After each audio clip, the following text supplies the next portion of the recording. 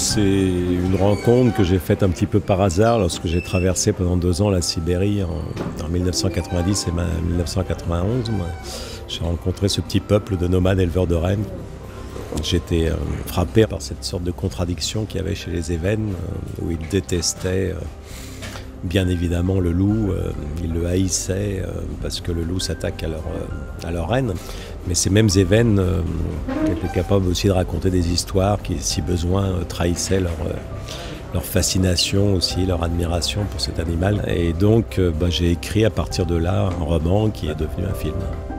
Depuis la deuxième moitié du XXe siècle, on a un regard un peu différent sur les loups, qui ne sont pas uniquement des mangeurs de grand-mère et de petits chaperons rouges, mais un animal avec un intérêt, avec une écologie, avec vraiment des caractéristiques vraiment intéressantes. Et donc le loup recolonise la France après un demi-siècle d'absence. Imaginez qu'on a en France 8 millions de brebis à peu près, et mettons une centaine de loups. Le message simple, c'est qu'évidemment on peut cohabiter.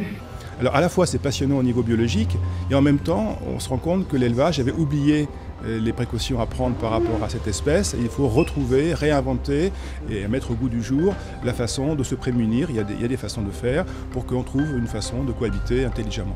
Donc les éleveurs, et encore plus les éleveurs ovins de montagne, n'intéressaient personne. Et donc paradoxalement, le retour du loup et de l'ours dans les Pyrénées font que les pouvoirs publics s'y intéressent et ont mis en place des programmes et des mesures de protection qui alors peuvent être bien sûr les indemnisations, mais aussi par exemple les chiens de protection ou les clôtures mobiles, plus le retour et l'investissement dans des mesures humaines, c'est-à-dire des aides bergers ou même des financements de postes de bergers, qui étaient un petit peu le maillon faible de ces secteurs-là.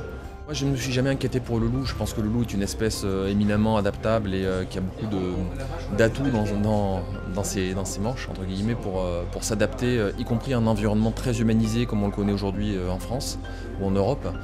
Et je pense qu'il a en effet un avenir relativement confortable devant lui.